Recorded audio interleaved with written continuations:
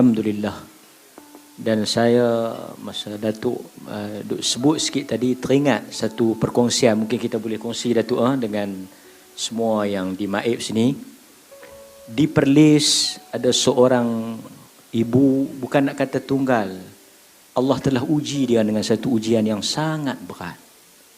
Maib ni dah macam-macam manusia kita jumpa, pelbagai latar belakang. Pada tahun yang sama, Datuk dia kehilangan kedua orang tuanya. Seorang wanita yang bagaimana dia ada kaitan dengan Maib. Di hujung kisah dia, dia ada kaitan dengan jasa Maib. Ibu dia meninggal, ayah dia meninggal, dan kemudian suami dia meninggal. Anak dia meninggal dulu. Anak dia dulu. 10 tahun dia kahwin tu. 10 tahun dia kahwin.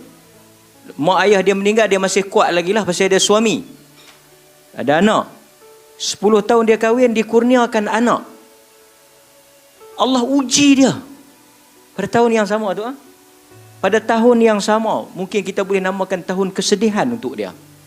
Allah ambil anak dia yang umur 5 bulan tu, yang 10 tahun dia berjuang menantikan cahaya mata itu.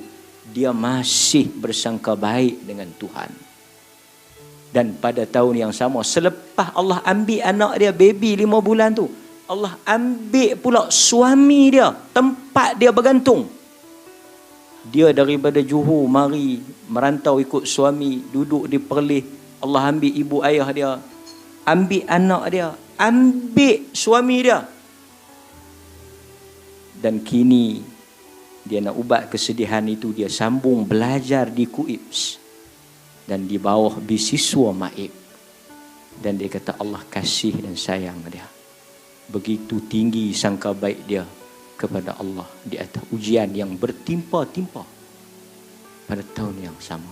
Dia kata dia namakan anak dia tu, suami dia minat Datuk, namakan Muhammad Asri nama dia tu. Kan, tapi Muhammad Asri ni masih sihat alhamdulillah. Kita doakan panjang umur lah. Dah tonton Ustaz Ahmad cerita ni, podcast ni dia bercampur kan. Tapi saya rasa kalau kita pun belum tentu, dia cerita saya Masya Allah.